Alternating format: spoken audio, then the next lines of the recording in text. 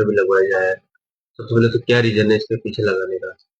देखिए, rhesus macaque जो लाल मुंह वाला बंदर है वो आज की तारीख में वन्य जीव की श्रेणी में नहीं आता है।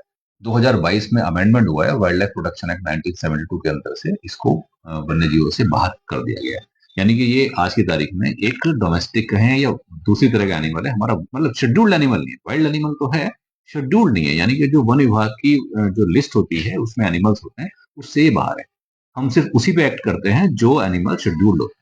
अब इससे बड़ी बात यह है कि आज की तारीख में 100% जो रिसस मैकाक है, लाल मुंह वाला बंदर है, वो शहरों में आ चुका है। जंगल के अंदर एक भी एनिमल नहीं रहा है, जबकि ये बहुत ही इंपॉर्टेंट एनिमल है। ये अकेला एक जानवर ऐसा है, बंदर जिसे प्राइमेट्स कहते हैं। ये 48 तरह के पेड़ ऐसे होते हैं जिनके फलों को, जिनकी पत्तियों को ये खाता है और पेट में जाता है, और जब इसको पूप के थ्रू बाहर निकलता है तो वो सारे जर्मिनेट होते हैं। और यदि ये एनिमल उन फ्रूट्स को नहीं खाएगा तो उन ट्रीज का जो सीड है वो जर्मिनेट नहीं हो पाता है या बहुत कम जर्मिनेट होता है। यानी कि ये जंगल के डेवलपमेंट के लिए एक बहुत बड़ा रोल प्ले करता है। लेकिन हमने इसको क्या कर दिया, हमने इसको यहाँ पे फूड देना शुरू कर दिया। इसके लिए भगवान ने वो खाना बनाया ही नहीं है। अब आप इसको पूरी देते हो, रोटी देते हो, हलवा देते हो, सब्जी देते हो, ये उसका फूड ही नहीं है। ये खुद बना के थोड़ी खा सकता है हलवा पूरी। हम दे रहे हैं उसको बना के, ये उसका फूड नहीं है। उसका फूड क्या है? उसका फूड है पत्ते। वो पत्ते खाएगा या जंगल के फ्रूट्स खाएगा, उन फलों को खाएगा, उसके उसके जो बीज है पेट में जाएंगे, और वो एक पूरा प्रोसेस इकोसिस्टम बनेगा। और जंगल पूरा पूरा जो बना है आज की तारीख में, वो इन जानवरों के खाने से, फैलाने से ही बना है। सीड डिस्पर्सल एनिमल्स बहुत बड़ा करते हैं।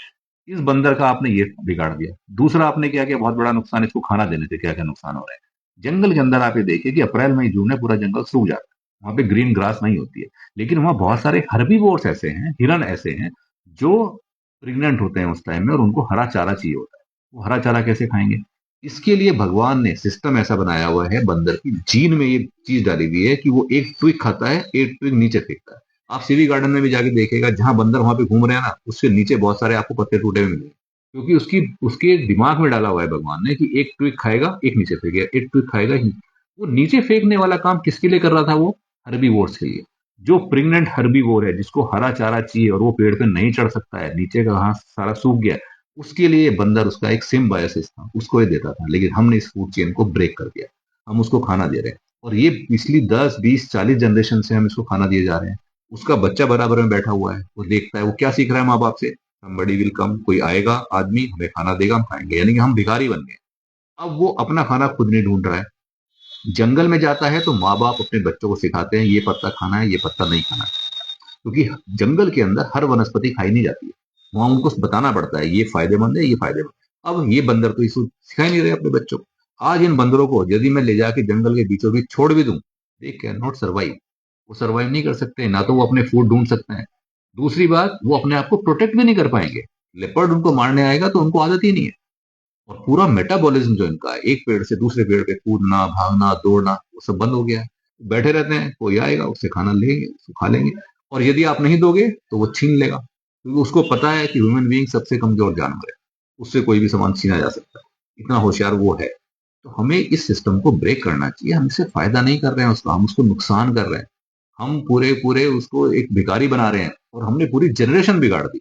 और अब आप देखिए, उत्तराखंड देवभूमि कहते हैं, हिमाचल प्रदेश देवभूमि कहते हैं, वहां के किसानों का ये हाल है कि वो भुखमरी के कगार पे आ गए। वो खेती कर ही नहीं पा रहे हैं।